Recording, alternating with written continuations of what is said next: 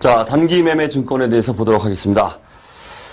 자, 단기 매매 증권은 단기 매매 차익 목적으로 가지고 있다. 이렇게 보시면 되겠죠. 단기 매매 차익으로 보유하는 어떤 주식이나 우리 채권, 우리 국공채나 어떤 회사채, 회사가 발행한 채권, 자, 이런 것들이다. 자, 그 다음 우리가 단기 매매 증권 관련해서 우리 통합 표시가 가능하죠. 단기 투자 자산으로 일정한 것들이 자, 통합 표시가 됐더라. 좀 보시고.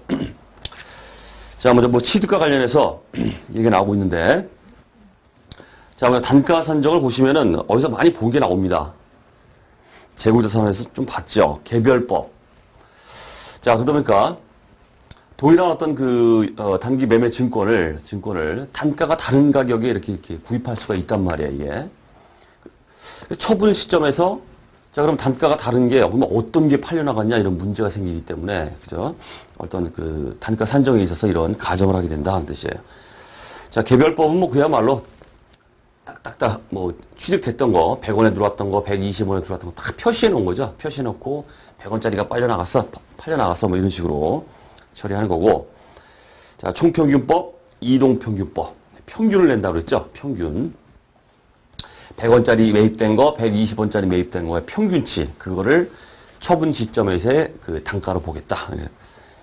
그래서 총평균, 전체로 평균을 보는 거고, 이동평균은 평균이 이동한다고 그랬죠. 팔리는 시점에서 이전 단계, 또 팔리는 시점에서 이전 단계까지 평균을 가지고 간다. 자, 어쨌든 이런 방법 외에 기타 합리적인 방법이 있다 그러면 사용할 수 있다. 이렇게 되어 있습니다. 자, 이제 우리 주식 배당, 무상증자, 그쪽으로 한번 보면은, 자, 배당은 일단 현금 배당 한번 얘기해 보죠.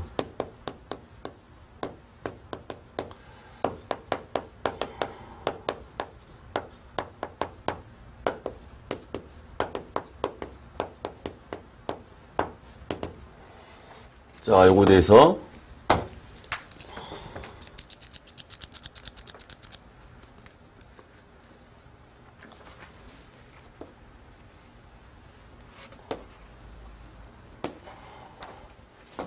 자, 회사와 이걸 이제 받은 사람이에요. 주주. 회사가 이제 어떤 현금 배당을 해주더라. 주식 보유에 대해서 배당을 받게 되기 때문에. 자, 회사 입장에서는 이제 이익잉여금이 줄어듭니다. 이익잉여금이 줄어들고 현금을 주더라. 라는 얘기죠. 자, 그럼 당연히 주주 입장에서 주주는 꺾고 현금을 받죠. 현금 받고 인식하는 게 이제 배당금 수익이에요. 배당 수익. 수익을 인식하더라. 이게 기본적인 사항인데, 자, 그럼 회사가 현금으로 배당을 주는 게 아니라 회사가 이제 주식을 발행해서 주주들한테 주식을 나눠줍니다. 현금을 주는 게 아니라 주식을 줘요. 자, 우리가 주식 배당이다 이렇게 말해요. 주식 배당을 하게 되면은 회사 입장에서는 똑같죠. 이익잉여금이 줄어들어요. 이익잉여금을 처분하고 주식을 주기 때문에 회사 입장에서는 주식이 발행되는 겁니다. 어떻게 되겠어요? 자본금이 늘어난다. 이렇게 돼요. 자, 그 다음에 무상증자, 좀 관련 있는 건 아니지만은 회사 주주들한테 지분율에 비례해서 주식을 쫙 뿌려버려요. 우리가 돈 받고 주식을 발행했다 그러면 우리가 유상증자라고 합니다. 유상. 돈 안 받고 그냥 지분율 비율대로 주식을 막 무상으로 뿌려버립니다. 이걸 무상증자라고 합니다. 지금 당연히 이익잉여금, 특징이 깊숙한 얘기지만은 무상증자는 자본잉여금을 감소시킬 수도 있어요. 이익잉여금뿐만 아니라 어쨌든 줄고 처분되고 역시 무상증자이기 때문에 주식이 발행되기 때문에 자본금이 늘어나더라 이런 얘기입니다. 자, 우리가 보려고 하는 게 뭐냐면 현금 배당인 경우에 이렇게 배당 수익이 인식이 됩니다. 자, 그런데 주식 배당이나 무상증자 같은 경우에 보시면은 회사에서는 일정 처리가 이렇게 들어가요. 자, 하지만 우리가 볼 거는 주주 입장에서는 어떤 처리가 나오느냐 그겁니다. 주주 입장에서 한번 보시면은 주주는 뭘 얻은 게 없어요. 주식 배당으로. 그냥 종이 쪼가리 주식만 받은 거예요. 이게 현금이 들어와야 이렇게 수익이 잡히는 거기 때문에. 자, 우리 일반기업 회계기준 주주 입장에서는 아무런 처리하지 마라 이렇게 돼 있어요. 왜? 얻은 이익이 없다. 현금 들어온 게 없다. 종이 쪼가리 주식만 그냥 줘버린 거다. 이런 얘기입니다. 자, 무상증자도 마찬가지로 얻은 게 없어요. 지금 종이 쪼가리 받은 거예요. 회계 처리하지 말라 이렇게 돼 있어요. 지금 이걸 보려고 이거 보여드린 겁니다. 지금 주식 배당과 무상증자에 대해서 회사는 어떤 일정한 처리가 들어갑니다. 자본금, 주식이 발행되면 자본금이 늘어나기 때문에. 하지만 주주 입장에서는 현금 배당 이외에 대해서는 회계 처리가 없다 이렇게 돼버려요. 예. 자, 그러다 보니까 주식 배당 무상 증자에 대해서 현금 배당만 배당 수익을 인식한다. 이런 거에 대해서는 회계 처리가 없다. 회계 처리가 없습니다. 자, 그러다 보니까 그런 얘기가 나오죠. 자, 따라서 주주 입장에서는 주식 배당이나 무상 증자가 일어났다. 이렇게 하게 되면 주식 수만 증가해요. 그리고 평균 단가가 하락한다 이렇게 돼 있죠. 왜 그럴까요? 자, 주식 배당이나 그 무상 증자를 받기 이전에 내가 주식을 가지고 있었다 해볼게요. 100주인데, 요게 이제 하나당 단가가 이제 뭐 1,000원짜리다 이렇게 볼게요. 1,000원짜리. 자, 이런 상태에서 주식 배당으로 20주를 받았다 해볼게요. 100주라고 볼까요? 100주.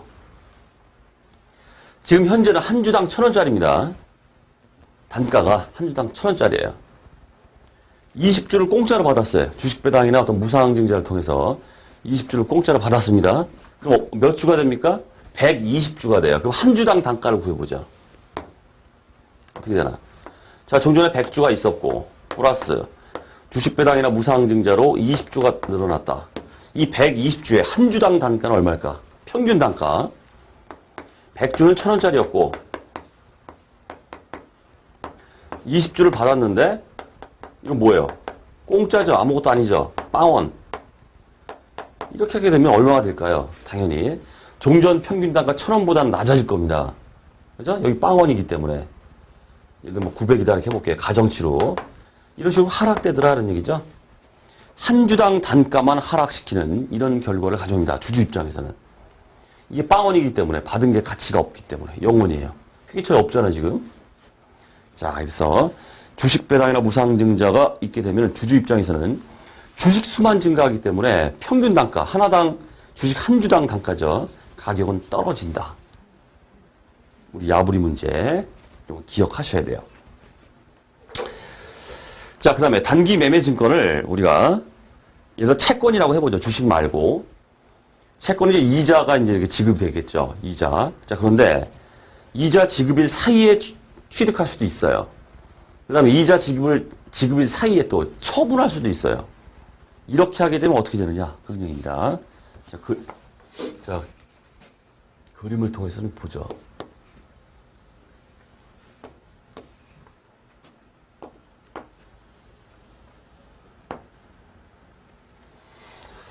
자, 첫 번째 상황은 이자 지급일 사이에서 취득했다. 그러게 어떻게 될까? 1월 1일, 12월 31일. 통상적으로 채권은 이자가 기말에 지급이 돼요. 1년치 이자가 기말에 이렇게 지급이 되도록 연도말 후급이다. 뭐 이렇게 말하는데 그런 식으로 다 돼 있습니다. 1년치 이자를 12월 31일에 지급합니다. 제가 당초 취득할 때 취득이 언제 했냐면은 7월 1일 날 취득했다. 이렇게 볼게요. 자, 이렇게 하게 되면 이제 문제가 생기죠. 자, 구입 시점에 이때죠. 이때까지 이제 발생된 이자가 있을 거예요. 자,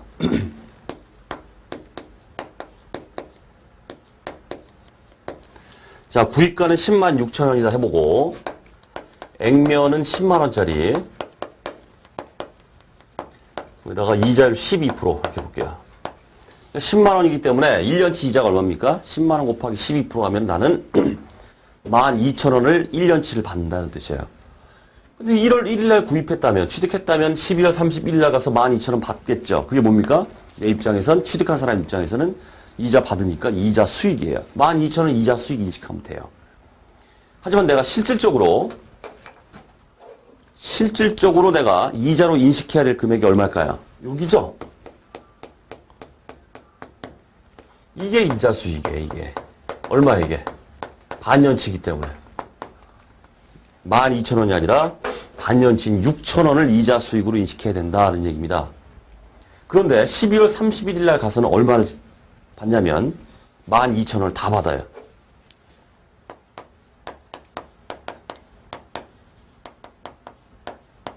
내가 인식해야 될 거 얼마? 6,000원인데 채권 발행자 입장에서는 1년치를 다 준다. 이렇게 돼요. 그러면서 구입할 때 10만 원에 구입하는 게 아니라 여기 기발생 되고 있죠? 이거 우리가 경과이자다 그래요. 경과이자. 경과이자 6개월치 역시 6,000원이에요. 난 10만 원만 지급하면 되는데 구입할 때 얼마를 지급하냐면 경과이자 6,000원을 다 합쳐가지고 10만 6천원을 지급해요. 그랬다가 12,000원 1년치를 다 받아요. 경제적 실질을 하면 이게 뭘까 이게. 경과이자 포함해서 10만 6천원 지급합니다. 자, 회계 처리를 한번 해볼게요. 자, 우리 교재도 있지만은 자, 단기 매매 증권 그 다음에 현금 나갔죠? 현금 얼마 나갔어요? 구입 시점에 경과이자 6,000원 포함해가지고 10만 6천원 지급해요. 자, 그럼 우리가 단기 매매 증권으로 계상해야 될 금액이 얼마냐 이런 뜻이에요. 10만 6천원이 아닙니다. 이 채권은 10만 원짜리예요. 다만 6천원을 미리 지급했어요. 미수이자. 이렇게 처리합니다. 그랬다가 12월 31일에 갔죠? 그럼 이자가 12,000원 들어옵니다. 현금 12,000원. 이게 다 이자 수익입니까? 다 이자 수익이 아니죠. 6개월치만 돼야 돼요. 6천 요거. 나머지 뭐다? 이자 수익, 미수이자와 상계. 6,000원. 이런 식으로 처리하게 돼 있다. 이런 얘기예요. 이게 바로 이자 지급일 사이에 구입했을 때 이미 경과한 이자를 미리 지급했다가 이자는 1년치를 다 받아요. 내가 인식해야 될 거는 내 보유 기간만큼 6,000원만 인식돼야 됩니다. 그렇기 때문에 단기 매매 증권의 이 취득가 이게 10만 6천원이 아니라 이미 경과한 이자 6천원을 빼야 돼요. 뺀 나머지 얼마? 10만 원이 취득 원가가 됩니다. 자, 미리 지급한 건 일단 미수이자다 해서 잠시 머물렀다가 실질적으로 1년치 이자 다 받을 때 그때 상계에서 이렇게 없어지게. 그렇게 해야지 이제 이자 수익이 내가 보유 기간 해당분 6천원만큼이 딱 된다는 뜻이에요. 자, 그렇게 처리하도록, 하는 거고. 자, 그 얘기가 이제 우리 교재 이제 구입시와 이자 수령시에서 자, 그 얘기가 나오고 있습니다. 자, 그럼 요거와 별개로, 요런 상황도 한번 가정해 보죠.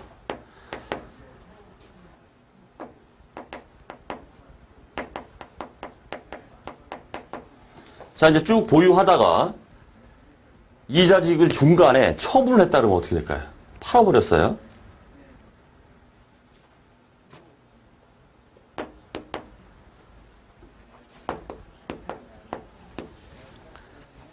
자, 그러면 또 이런 문제가 또 생겨요. 여기 또 경과이자 또 나오죠.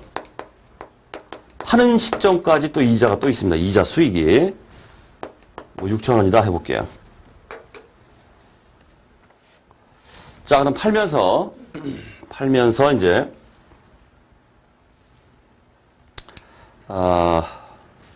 얼마? 10만 6천원 해볼게요. 10만 6천원을 수령했다. 자, 여기는 뭐 경과이자가 포함되어 있다 해볼게요.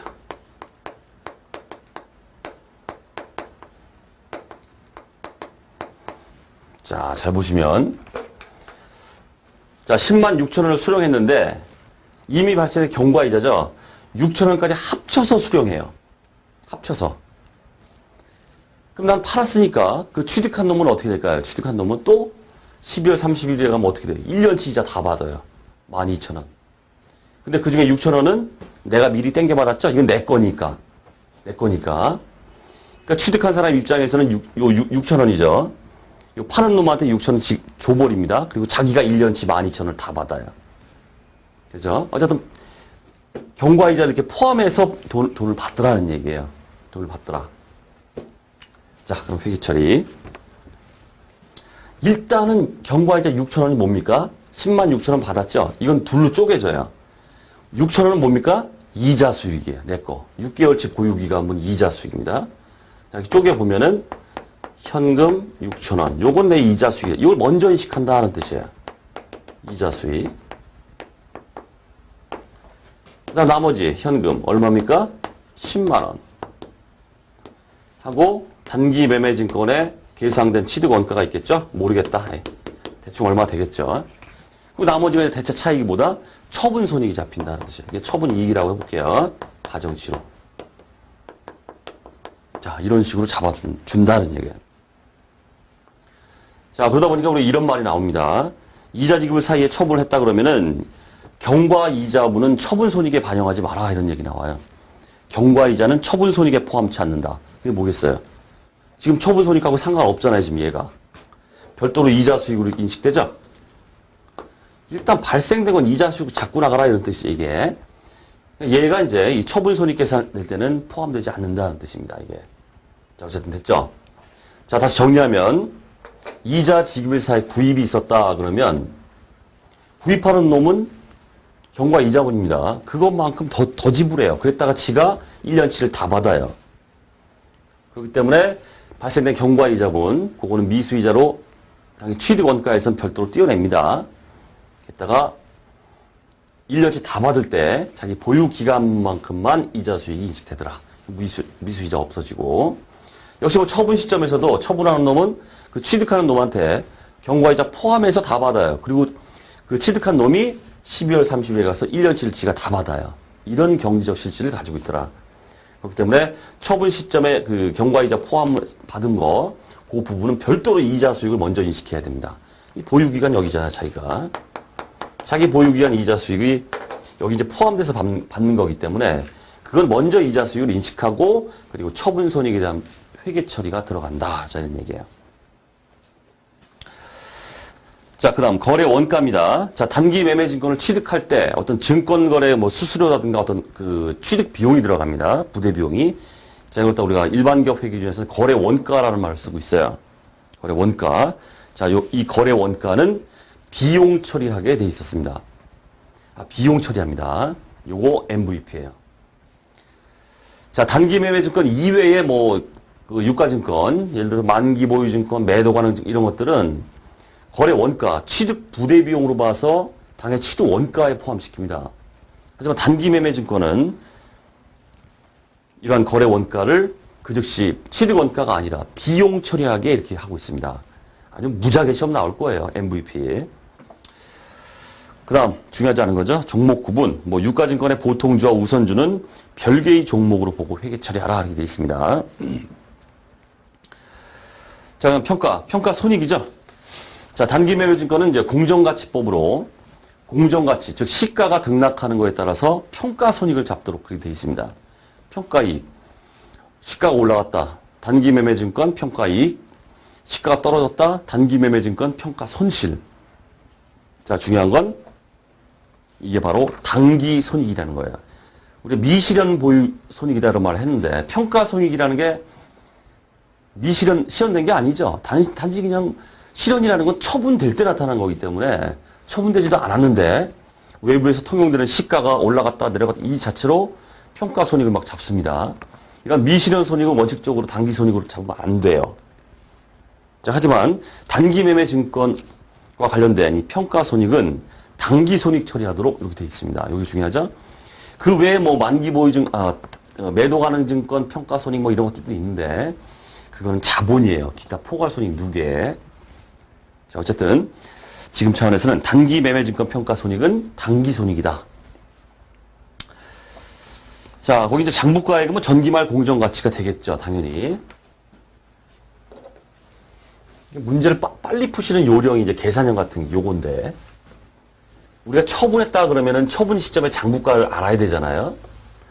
처분 시점에 장부가를 알아야만 처분가, 현금 받은 거하고 비교해서 처분 손익을 인식하게 됩니다. 자, 이런 경우에 계속 이제 단기 매매 증권은 등락을 막 거듭합니다. 자, 애초에 당시에 단기 매매 증권 취득할 때 100원이었다. 현금 나갔다. 이렇게 됐어요. 이렇게 됐다가 시가가 이제 120원 올라갔다고 해볼게요. 그럼 단기 매매 증권 20원 올려주고 평가이익, 단기 이익이죠. 평가이익이 10잡고 전기 말까지 이렇게 돼 있다고 해보세요. 그럼 처분 시점에서 장부가가 얼마입니까? 그러면 어떻게 하셔야 돼요? 회계처리를 다 해봐야 됩니까, 이거? 그렇지 않죠? 처분 시점에 장부가가 얼마냐 하게 되면 바로 뭐다? 전기말 시가, 전기말 공정가치 얼마입니까, 여기까지? 지금 시가가 얼마예요? 100이었는데 지금 120원이 됐기 때문에 20원 올라갔기 때문에 지금 이런 처리를 했습니다. 시가가 얼마예요, 지금? 공정가치가 120원짜리 지금 100에다 20 올려가지고 지금 120이란 말이에요, 이게. 현재 장부가가 얼마다는 얘기예요. 전기말 공정가치인 120원이다, 이런 얘기예요. 회계 처리하지 말란 얘기입니다. 빨리 푸시려면.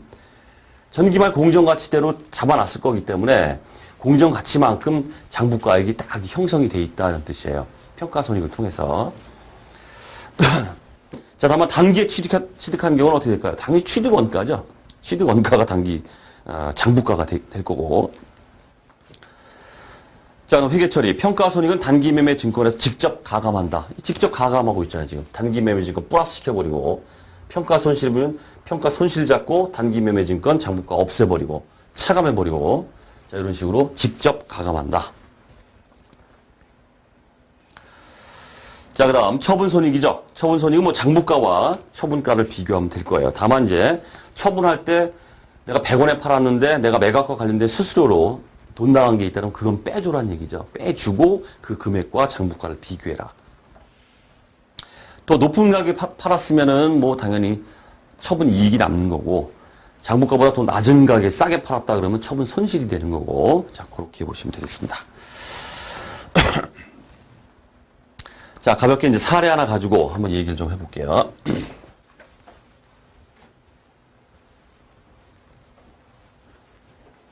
지금 했던 거 뭐 그대로 다 이렇게 보시면 되는데, 자, X1년 7월 1일에 액면 50만 원인 사채를 54만 원에 지금 중간에 이자 지급 그 중간이죠. 그때 지금 하고 있습니다. 그럼 경과 이자 포함해서 받는다고 그랬죠. 포함해서 지불하죠. 사채를 54만 원에 경과 이자를 포함해서 구입을 했다. 자, 7월 1일. 자, 그럼 현금이 아니죠. 단기 매매 증권이 얼마냐? 그 다음에 현금 54만 원 나갔습니다. 그 다음에 미수이자. 저기 했던 거랑 똑같습니다. 자, 단기 매매 증권 얼마일까요? 경과이자 빼야죠. 경과이자 뺍니다. 6개월치. 자, 그럼 얼마가 될까요? 단기 매매 증권이 총 54만 원에서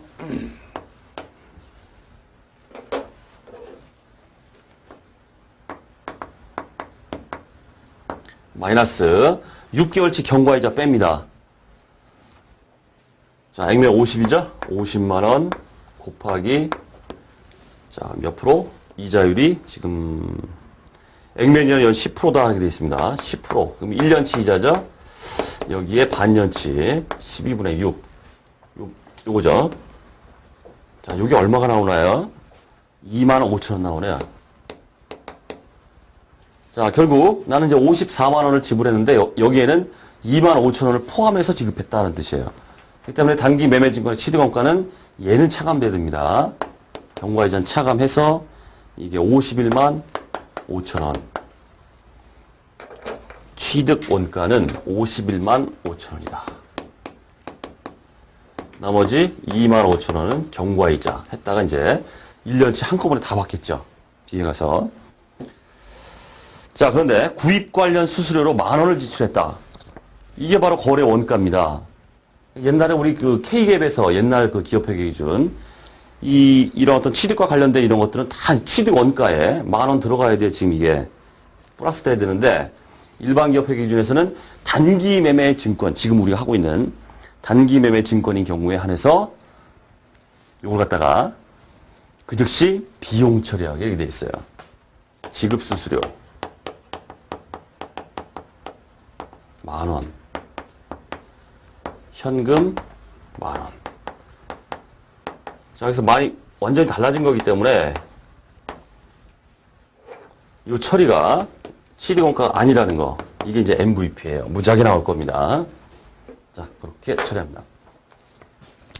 좀 더 이제 좀 지역적인 내용인데, 규정 자체는 이렇게 되어 있습니다. 우리 일반기업회 기준에. 평가손익을 단기 손익 처리하는 유가증권에 대해서는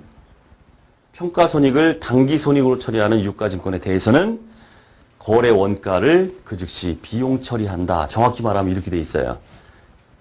단기 매매 증권에 대해서 이렇게 하라 이런 얘기는 없어요. 평가손익을 단기 손익으로 처리하는 유가증권에 대해서 그 거래 원가를 즉시 비용 처리하라. 지금 단기 매매 증권은 평가손익을 봤잖아 우리가. 단기 손익 처리하죠. 이러한 것들에 대해서는 그 거래 원가를 즉시 비용 처리하게 이렇게 돼 있습니다. 그러다 보니까 적용을 이렇게 할 수밖에 없다 하는 얘기죠. 자, 이제 연도 만에 갔습니다. 이 12월 31일 갔다 해보죠. 그럼 1년치 이자 다 봤죠? 다 봤습니다. 현금 50만 원에 10% 1년치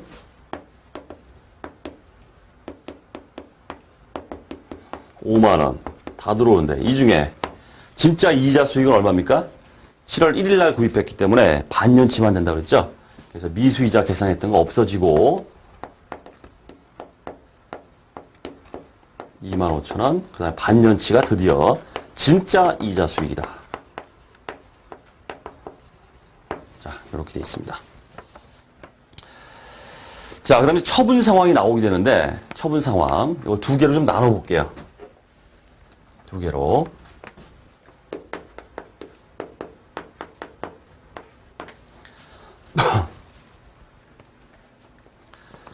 자, 처분 일자가 다음 연도 1월 1일이다 해볼게요.